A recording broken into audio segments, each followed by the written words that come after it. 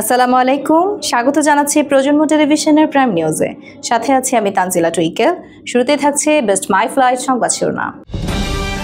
Uganda থেকে new York, সর্বকনিষ্ঠ প্রথম মুসলিম mayor মামদানির অভূতপূর্ব উত্থান। বকেয়া পরিশোধ না হলে 11 নভেম্বর থেকে বাংলাদেশে বিদ্যুৎ সরবরাহ বন্ধ করবে আদানি। ঢাকায় আসতে পারছে না ইসলামী বক্তা জাকির নায়েক। নিউ ইয়র্কে সিটি নির্বাচনে জিতে ট্রাম্পকে চ্যালেঞ্জ ছুড়ে দিলেন মামদানি। বাংলাদেশির পরামর্শে 50 কোটি লটারি জিতলেন ভারতীয়। এতক্ষণ শুনছিলেন শিরোনাম, এবার ফিরছি পুরো খবরে। নিউ ইয়র্ক সিটি শহরে নেতৃত্ব এখন যাচ্ছে এক তরুণ মুসলিম ও ভারতীয় বংশোদ্ভূত রাজনীতিকের হাতে। তার নাম জোহরান মামদানি। তাকে ঘিরে এখন শুধু মার্কিন রাজনীতি নয়, আলোচনায় সরব গোটা বিশ্ব। বিস্তারিত থাকছে রিপোর্টে। 34 বছর বয়সী জোহরান মামদানি যদি মেয়র হিসেবে আনুষ্ঠানিকভাবে দায়িত্ব নেন, তাহলে তিনিই হবেন নিউ ইয়র্ক সিটির ইতিহাসে প্রথম মুসলিম, প্রথম দক্ষিণ এশীয় বংশোদ্ভূত এবং সর্বকনিষ্ঠ মেয়র। জোহরান মামদানি জন্মগ্রহণ করেন 1991 সালের 18 অক্টোবর উগান্ডার রাজধানী কাম্পালায়। তার মা প্রখ্যাত ভারতীয় চলচ্চিত্র নির্মাতা মীরা নায়ার আর বাবা মাহমুদ মামদানি একজন বিশিষ্ট শিক্ষাবিদ ও সমাজবিজ্ঞানী, যিনি ভারতের মাটিতে জন্ম নিলেও উগান্ডার নাগরিক। মাত্র 5 বছর বয়সে পরিবার সহ দক্ষিণ আফ্রিকায় যান জোহরান। এরপর 7 বছর বয়সে স্থায়ীভাবে বসবাস শুরু করেন নিউ ইয়র্কে। ছোটবেলা থেকেই তিনি বৈচিত্র্যময় সংস্কৃতি ও অভিবাসী জীবনের অভিজ্ঞতা অর্জন করেন, যা পরে তার রাজনৈতিক চিন্তাধারায় গভীর প্রভাব ফেলে। 2020 সালে ডেমোক্রেটিক পার্টির হয়ে তিনি নির্বাচিত হন নিউ ইয়র্ক স্টেট অ্যাসেম্বলির সদস্য হিসেবে। এখান থেকেই শুরু হয় তার রাজনৈতিক উত্থান। সাধারণ মানুষের সমস্যা, বিশেষত ভাড়া, গণপরিবহন ও শিক্ষা নিয়ে সরাসরি কাজ করে তিনি দ্রুত জনপ্রিয়তা অর্জন করেন। 2024 সালে মেয়র পদে প্রতিদ্বন্দ্বিতার ঘোষণা দেন। তখনও তিনি তুলনামূলকভাবে অপরিচিত মুখ, কিন্তু মাত্র 1 বছরের মধ্যেই তিনি নিউ ইয়র্কের রাজনীতিতে সবচেয়ে আলোচিত প্রার্থী হয়ে ওঠেন। আন্তর্জাতিক ইস্যুতে অবস্থান জোহরান মামদানির শুধু অভ্যন্তরীণ রাজনীতিতেই নয়, আন্তর্জাতিক ক্ষেত্রেও সরব। তিনি গাজা ইসরায়েলের আগ্রাসন ও গণহত্যার বিরুদ্ধে সোচ্চার। তার দাবি, গণহত্যার অভিযোগে অভিযুক্ত নেতানিয়াহু নিউ ইয়র্কে এলে তাকে গ্রেপ্তার করা উচিত। এমন অবস্থানের কারণে মার্কিন প্রেসিডেন্ট ডোনাল্ড ট্রাম্প প্রকাশ্যে তার সমালোচনা করেন এবং হুমকি দেন মামদানি জিতলে নিউ ইয়র্কের ফেডারেল তহবিল বন্ধ করে দেবেন। কিন্তু এ বক্তব্য উল্টো মামদানির জনপ্রিয়তা বাড়িয়ে দেয়। ভারতের আদানি পাওয়ার বাংলাদেশ বিদ্যুৎ উন্নয়ন বোর্ডের কাছে বকেয়া বিল পরিশোধের দাবি জানিয়ে সতর্ক করে বলেছে, আগামী 10 নভেম্বরের মধ্যে বকেয়া পরিশোধ না হলে 11 নভেম্বর থেকে বাংলাদেশে বিদ্যুৎ সরবরাহ বন্ধ করে দেওয়া হবে। বিস্তারিত রিপোর্টে।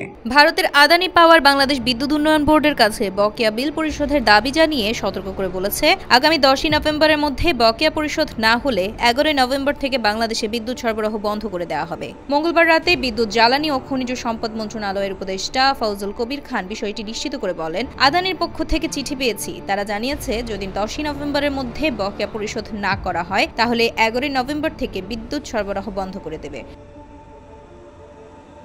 দীর্ঘদিন ধরে পাওনা আদায়ের জন্য বারবার অনুরোধ জানানো হলেও পিবিডিবি এখনও 496 মিলিয়ন মার্কিন ডলার পরিশোধ করেনি। এর মধ্যে 262 মিলিয়ন ডলারকে পিবিডিবি নিজেই বিরোধহীন পাওনা চিঠিতে বলেছেন। আরও বলা হয়, 2017 সালের 5 নভেম্বর স্বাক্ষরিত পাওয়ার পারচেজ এগ্রিমেন্টের 13.2 ধারা অনুযায়ী বকেয়া পরিশোধে ব্যর্থ হলে সরবরাহ স্থগিতের অধিকার আদানির রয়েছে। প্রতিষ্ঠানটি জানিয়েছে, সরবরাহ বন্ধ থাকলেও চুক্তি অনুযায়ী কেন্দ্রের নির্ভরযোগ্যতা, উৎপাদন সক্ষমতার ভিত্তিতে তারা সক্ষমতা চার্জ পাওয়ার অধিকার রাখে।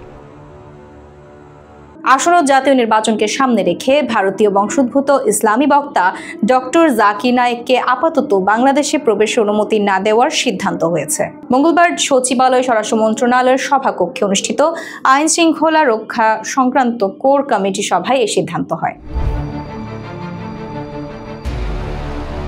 স্বরাষ্ট্র মন্ত্রণালয়ের সূত্র জানায়, একটি প্রতিষ্ঠান 28 ও 29 নভেম্বর জাকির নায়েককে 2 দিনের একটি কর্মসূচিতে ঢাকায় আমন্ত্রণ জানাতে চেয়েছিল। এমনকি ঢাকার বাইরেও তার কিছু অনুষ্ঠানের পরিকল্পনা ছিল। তবে সাম্প্রতিক আলোচনা উঠে আসে, তার আগমন ঘিরে বিপুল জনসমাগমের সম্ভাবনা রয়েছে, যা নিয়ন্ত্রণে প্রচুর আইনশৃঙ্খলা বাহিনীর সদস্য প্রয়োজন হবে। সভায় জানানো হয়, নির্বাচন সংশ্লিষ্ট দায়িত্বের কারণে বর্তমানে পর্যাপ্ত নিরাপত্তা সদস্য মোতায়েন সম্ভব নয়। এজন্য সিদ্ধান্ত নেওয়া হয়েছে, জাতীয় নির্বাচনের পর পরিস্থিতি অনুকূলে এলে জাকির নায়েকের সফর বিবেচনা করা যেতে পারে, তবে নির্বাচনের আগে নয়। উল্লেখ্য 2016 সালে ঢাকার হলি আর্টিজান বেকারিতে জঙ্গি হামলার পর জাকির নায়েকের বিরুদ্ধে ভারত সরকার সন্ত্রাসে উস্কানি ও ঘৃণামূলক বক্তব্যের অভিযোগ আনে। এরপর তিনি দেশ ত্যাগ করে মালয়েশিয়ায় স্থায়ীভাবে বসবাস শুরু করেন। মালয়েশিয়া সরকার তাকে পুত্রজয়া শহরে স্থায়ী আবাসনের অনুমতি দেয়। মঙ্গলবারের বৈঠকে সভাপতিত্ব করেন স্বরাষ্ট্র উপদেষ্টা লেফটেন্যান্ট জেনারেল মোহাম্মদ জাহাঙ্গীর আলম চৌধুরী। সভায় উপস্থিত ছিলেন গণপূর্ত উপদেষ্টা আদিলুর রহমান খান, প্রধান উপদেষ্টার আন্তর্জাতিক বিষয়ক বিশেষ দূত লুৎফি সিদ্দিকী, বিশেষ সহকারী লেফটেন্যান্ট জেনারেল আব্দুল হাফিজ, পুলিশের মহাপরিদর্শক বাহারুল আলম সহ বিভিন্ন সংস্থার ঊর্ধ্বতন কর্মকর্তারা। বাংলাদেশি এক বন্ধুর পরামর্শে চিরদিনের মতো বদলে গেল এক ভারতীয় প্রবাসীর জীবন। সেই বন্ধুর পরামর্শে 1.5 কোটি দিরহাম লটারি জিতেছেন এক ভারতীয়। সংযুক্ত আরব আমিরাতের আবুধাবিতে অনুষ্ঠিত বিগ টিকেট র্যাফেল ড্রতে জিতে তিনি এখন কোটিপতি বনে গেছেন। পেশায় তিনি একজন টেকনিশিয়ান, নাম সন্দীপ কুমার প্রসাদ। শিপিং শিল্পে টেকনিশিয়ান হিসেবে কাজ করেন তিনি। উত্তরপ্রদেশের এই প্রবাসী সেপ্টেম্বর মাসের বিগ টিকেট ড্রতে 1.5 কোটি দিরহামের গ্র্যান্ড পুরস্কার জেতেন, যা বাংলাদেশি টাকায় প্রায় 50 কোটি। ভাগ্য বদলের এই শুরুটি হয়েছিল তার বন্ধু জাহাঙ্গীর আলমের মাধ্যমে। তিনিও গত মার্চ মাসের ড্রতে জিতেছিলেন। বিগ টিকিট স্টুডিওতে উপস্থাপক রিচার্ডের সঙ্গে আলাপচারিতায় সন্দীপ বলেন, ওই আমাকে বিগ টিকিট সম্পর্কে বলেছিল, তার জন্য আমি চেষ্টা শুরু করি এবং টিকিট কিনি। প্রতিবেদনে বলা হয়েছে সন্দীপের টিকিট কেনা সহজ ছিল না। তিনি 3 মাস ধরে ধারাবাহিকভাবে চেষ্টা চালিয়ে যান। অবশেষে 19 আগস্ট কেনা 200669 নম্বর টিকিটটি ভাগ্য বদলে দেয়। সেপ্টেম্বর 3 তারিখে তাকে বিজয়ী ঘোষণা করা হয়। 30 বছর বয়সী এই তরুণ বলেন, আমি 3 মাস ধরে টিকিট কিনে যাচ্ছিলাম। এই টিকিটটি আমি আরও 20 জনের সঙ্গে ভাগাভাগি করছি। বিজয়ের খবর যখন ফোনে আসে তখন তিনি পরিবারের সঙ্গে কথা বলেছিলেন। তিনি বলেন, প্রথমে বিশ্বাসই করতে পারিনি, মনে হয়েছিল এটা একটা স্বপ্ন। যখন বুঝলাম সত্যি, তখন আনন্দে কেঁদেই ফেলেছিলাম। স্টুডিওতে কথা বলার সময় অসুস্থ বাবার কথা উল্লেখ করে আবেগ আপ্লুত হয়ে পড়েন সন্দীপ। 3 বছর ধরে দুবাইয়ে থাকা এই প্রবাসী জানান, এখন তার প্রথম পরিকল্পনা ভারতে ফিরে গিয়ে বাবার চিকিৎসার ব্যবস্থা করা। উপস্থাপক রিচার্ড তাকে সান্ত্বনা দিয়ে বলেন, ঠিক আছে, তুমি অসাধারণ করেছো। 2 ভাই, 1 বোন ও স্ত্রী সহ পরিবারের কথা উল্লেখ করে সন্দীপ বলেন, বন্ধুর পরামর্শ এবং নিজের নতুন ভাগ্যের জন্য তিনি গভীরভাবে কৃতজ্ঞ। মাত্র 1 বছর আগেও জোহরান মামদানি ছিলেন রাজনীতির অচেনা মুখ। এখন তিনি 34 বছর বয়সে নিউ ইয়র্কের প্রথম মুসলিম ও দক্ষিণ এশীয় মেয়র, যার প্রভাব শহর ছাড়িয়ে ছড়িয়ে পড়েছে পুরো আমেরিকায়, এমনকি বিশ্বজুড়ে। এমন নির্বাচনে জিতেই মার্কিন প্রেসিডেন্ট ট্রাম্পকে চ্যালেঞ্জ ছুড়ে দিলেন মামদানি। মার্কিন প্রেসিডেন্ট ডোনাল্ড ট্রাম্পকে ভলিউম বাড়ানোর কথা বললেন। ব্রুকলিন প্যারামাউন্টে উপস্থিত সমর্থকদের মাঝে রীতিমতো চাঞ্চল্য তৈরি করেছেন নিউ ইয়র্ক সিটির নবনির্বাচিত মেয়র জোহরান মামদানি। তার এই বক্তব্যের পর করতালিতে মুখর হয়ে ওঠে পুরো এলাকা। প্রেসিডেন্ট ডোনাল্ড ট্রাম্পের দীর্ঘদিনের সমালোচনার মুখে থাকা এই নেতা তার বিজয় ভাষণে বলেন, এ জয় পরিবর্তনের ম্যান্ডেট। 34 বছর বয়সী মামদানি চ্যালেঞ্জ ছুড়ে দিয়ে বলেন, যদি এমন কেউ থাকে, যদি কোনো শহর ডোনাল্ড ট্রাম্পের মতো একজনের দ্বারা প্রতারিত একটি জাতিকে শেখাতে পারে কিভাবে তাকে হারাতে হয়, তবে তা হলো নিউ ইয়র্ক। এটা সেই শহর যে শহর ট্রাম্পকে জন্ম দিয়েছে। আর কোনো স্বৈর শাসককে হারানোর একমাত্র উপায় হলো সেই ব্যবস্থাকে ভেঙে ফেলা, যে ব্যবস্থা তাকে ক্ষমতায় যেতে সাহায্য করেছে। মামদানি আরও বলেন, এভাবে শুধু ট্রাম্পই নয়, থামানো হবে পরের জনকেও। মামদানির এই ভাষণ চলাকালেই ট্রাম্প নিজের ট্রুথ সোশ্যাল অ্যাকাউন্টে কেবল লেখেন এবং শুরু হলো। ট্রাম্প আগেও মামদানিকে কমিউনিস্ট ও পাগল বলে উপহাস করেছিলেন, এমনকি হুমকি দিয়ে বলেছিলেন মেয়র হিসেবে মামদানি দায়িত্ব নিলে নিউ ইয়র্ক সিটিতে কেন্দ্রীয় তহবিল থেকে বঞ্চিত করা হতে পারে।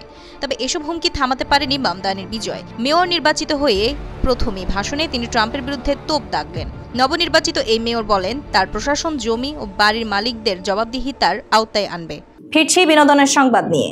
আবারও আইনি জটিলতায় জড়িয়েছেন বলিউড সুপারস্টার সলমান খান। এবার তার বিরুদ্ধে বিভ্রান্তিকর তথ্য প্রচারের অভিযোগ রাজস্থানের কোটার ভোক্তা আদালতে একটি অভিযোগ দায়ের করা হয়েছে।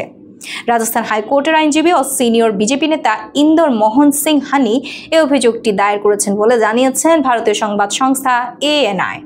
দায়েরকৃত সেই অভিযোগে বলা হয়েছে রাজশ্রী পান মশলা নামের একটি প্রতিষ্ঠান এবং তাদের ব্র্যান্ড অ্যাম্বাসেডর সালমান খান তাদের পণ্যকে জাফরান মিশ্রিত এলাচ ও জাফরান মিশ্রিত পান মশলা হিসেবে প্রচার করেছেন। আবেদনকারীর দাবি, বর্তমানে বাজারে প্রতি কেজি জাফরান বা কেশরের দাম প্রায় 4 লাখ রুপি। সেখানে মাত্র 5 টাকায় বিক্রি হওয়া কোনো পণ্যে জাফরান থাকা একেবারে অসম্ভব ও অযৌক্তিক। অ্যাডভোকেট ইন্দর মোহন সিং হানি বলেন, রাজশ্রী পান মশলা কোম্পানি ও এর ব্র্যান্ড অ্যাম্বাসেডর সালমান খান দাবি করেছেন যে পণ্যটিতে জাফরান রয়েছে এবং তারা তরুণদের এটি খাবার প্রতি উৎসাহিত করছেন।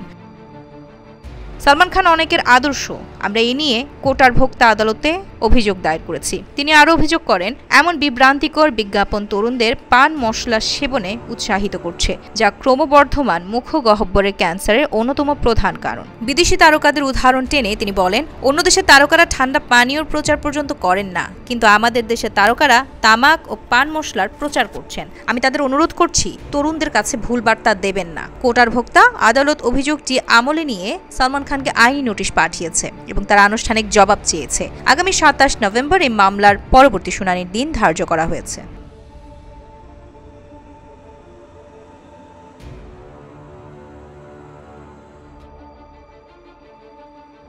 এই ছিল প্রজন্ম টেলিভিশনের প্রাইম নিউজ। পরবর্তী প্রাইম নিউজ দেখার আমন্ত্রণ জানিয়ে শেষ করছি এখানে। এতক্ষণ সাথে থাকার জন্য ধন্যবাদ সবাইকে।